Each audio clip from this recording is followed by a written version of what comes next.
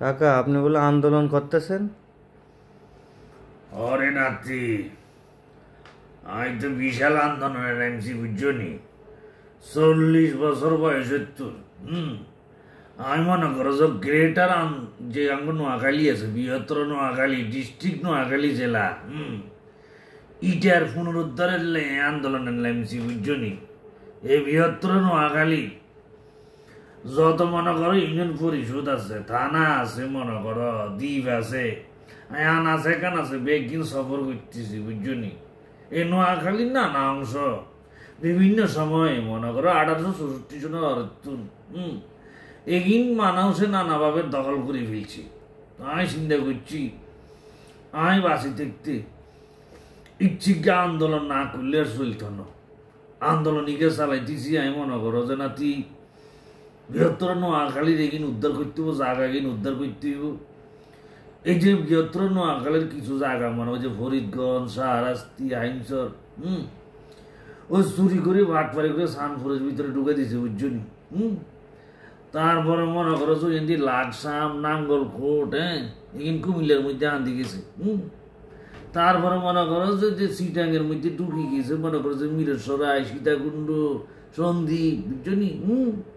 এগিন begin কিন্তু বৃহত্তর নোয়াখালী জায়গা আছিল বুঝছো নি। তো এখানে উদ্ধার করবে নাই আন্দোলনে নেমেছি।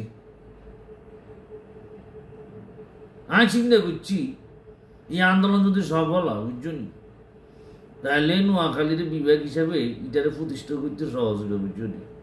তো এই আন্দোলনে বৃহত্তর নোয়াখালীর সমস্ত লোকজনরা ঐক্যবদ্ধ থাকতে হইব, এক থাকতে হইব, তাইলে ইয়ে উদ্ধার হবে বুঝছো নি।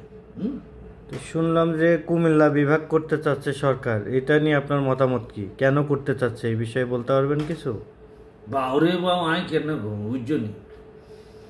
এখন হেতারা কুমিল্লার মানুষে কি আছে আর হিতারা বুঝবে বুঝছো নি। আই অন গেটার নোয়াখালী লই নামছি, দেখা যাক এই নোয়াখালীর এই পুরানা নারায়ণ না যে জায়গা কিনা আছে পুনরুদ্ধার কোনো জায়গা কিনা বুঝছো নি।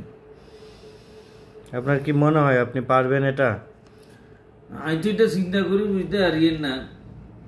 এটা মনে করো যে ডিরেক্টর আর রাইটার বুঝবো আর কি। দর্শক মন্ডলী, এখন যে চরিত্রটা করতেছি কি হয়েছে বৃহত্তর নোয়াখালীর ভাঙে যাওয়া অংশগুলো পুনরুদ্ধারের জন্য বুঝছেন। এই নাটকের নাম হচ্ছে নোয়াখালী এক্সপ্রেস।